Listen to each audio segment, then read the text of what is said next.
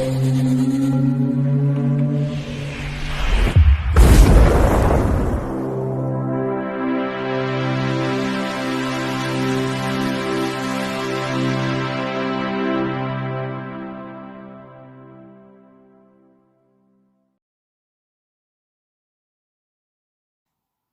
Bayek, it's me, and in today's video, it's, yes, another Hammer classic, possibly considered one of the most loved of all the Hammer films.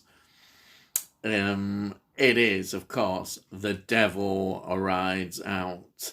I'm surprised I hadn't actually reviewed this earlier, and because I've had this quite a long while, but, well, here I am. I'm reviewing it. Bayek. Well, 95% on Rotten Tomatoes. That gives you an indication already in terms of how it's seen. At the time, it was even seen quite favourably, and now, over the years, its reputation is just sky high. It's one of those films that is just mentioned in terms of the quality, in terms of everything about it, really, as a Hammer film that is held up high. Me, I love all Hammer films, as you know, and I can't find a bad one, really. But this is the quality end I see it as. And it is. It really is a very enjoyable film. 95 minutes long. It's directed by, who else? Terence Fisher, of course. Terence Fisher, the brilliant director. He's just a class act, so influential and so underrated. Here he is, and it's really fitting that he should direct this film. It's based on a book by Dennis Wheatley, a novel from 1934. Dennis Wheatley absolutely loved this film as well. It's his favourite adaptation. Unfortunately, he didn't feel that about them much later to The Devil, a Daughter. He didn't like that one at all, but that was into the 70s, as we know. But this film he really liked. And the screenplay was by Richard Matheson.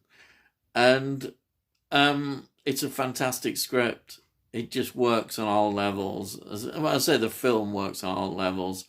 The cast is brilliant. We've got Christopher Lee playing Nicholas, Duke the Richelieu, and he's a goodie. He's a good guy. He's a hero in this film. Yeah, it's Christopher Lee showing again his skills as an actor. He's brilliant. He commands the performance. He's perfect.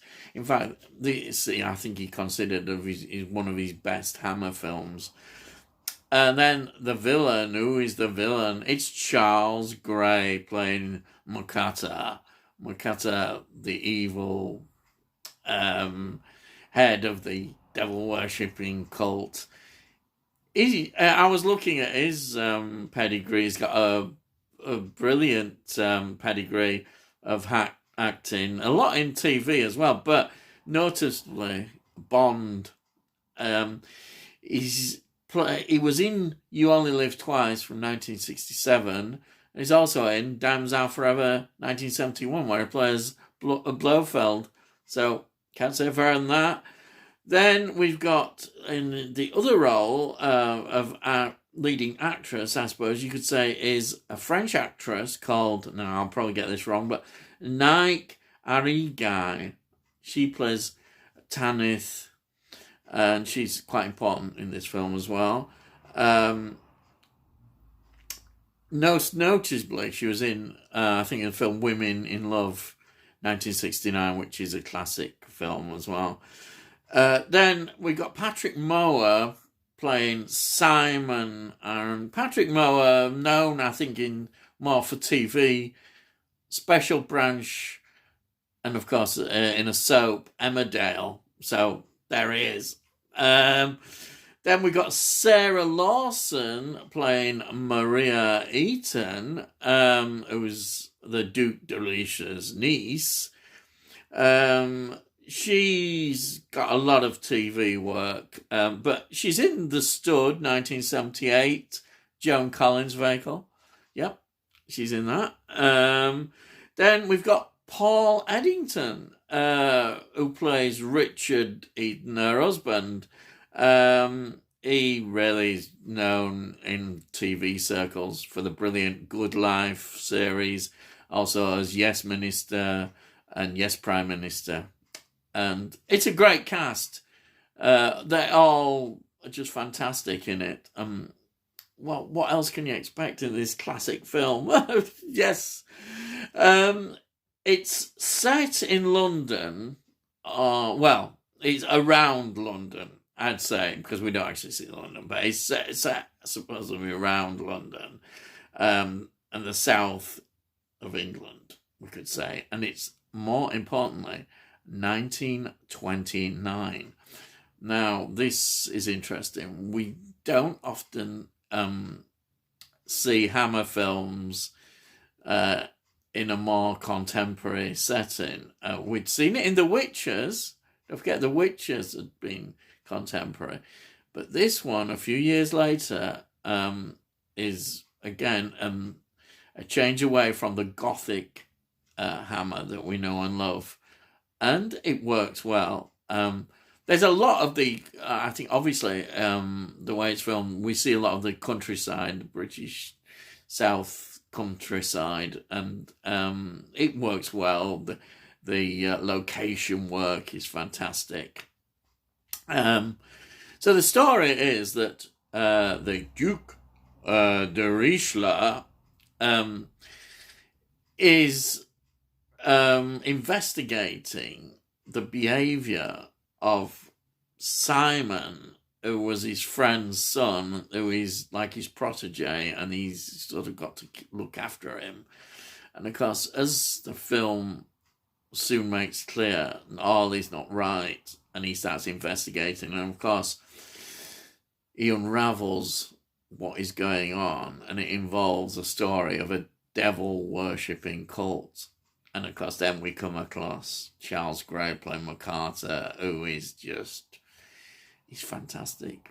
You can feel the sort of evil in him, the way he is. It's so cleverly done. What a great performance. And against Christopher Lee, who's playing such a great character as well. We've got a wonderful combination, and it works so well.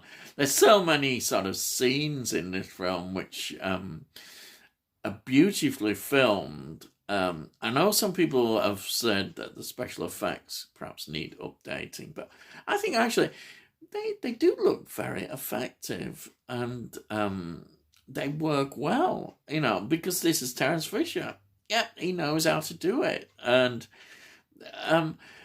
I would say as well, it's important, this is a Hammer film with not really much nudity in it, or real violence, gory violence or anything like that, even though we've got, the ingredients there, in devil-worshipping cults, and anything to do with the occult, then you often get this, but not in this film, which is interesting. But it doesn't detract from it at all. This film, of course, once again, has that atmosphere, that wonderful atmosphere that you can get through being a great director. And he does this perfectly well again, Terence Fisher. I know I keep going on about him, but this is like it's just so good, this film.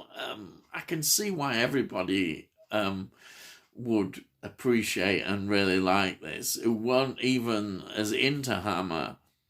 It just stands out. And, you think of at the time as well, of what's going on in terms of development of films.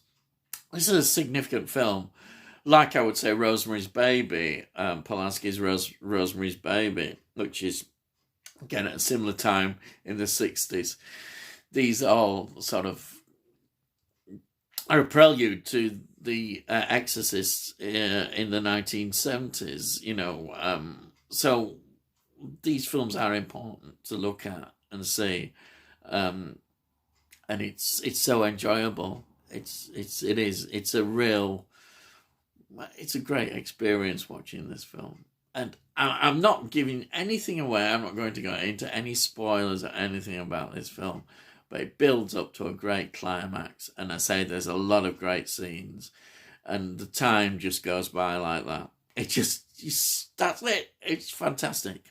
Now, a quick look at this disc.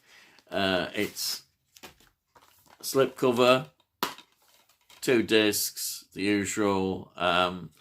DVD and Blu-ray. So the slip covers are always nice in this series, and we got this, and that's that. Just a word, there's 3 real good documentaries, plus an episode of The World of Hammer on here. Great. It looks good as well. Yeah, it looks great. Fantastic. I'm sure there will be at some time another edition of this, and I feel this is one that they will definitely redo again. Yeah, somebody will do it. But this is a great release, and it's really good to have this. That's it. I think that's I can't say much more than rambling on and rambling on. I'm just really so pleased to have actually got this now reviewed, because I think I'd kind of forgotten about it, or I thought I'd already done it, what I'm like. But anyhow, it's here. So there it is, look at it. That's it. Great film, highly recommended. So, what can I say now? I'll just say, please subscribe if you've not subscribed, because then we let you know when I produce these videos. If you like it, well, give it a like. It costs no, and you can't say fairer than that, can you? Nearby, costs no. And if you've got any comments, please put some comments down. It might be your favourite Hammer film. I don't know. They say I like them all. yes, I do. But all I've got to say is, I'll see thee again.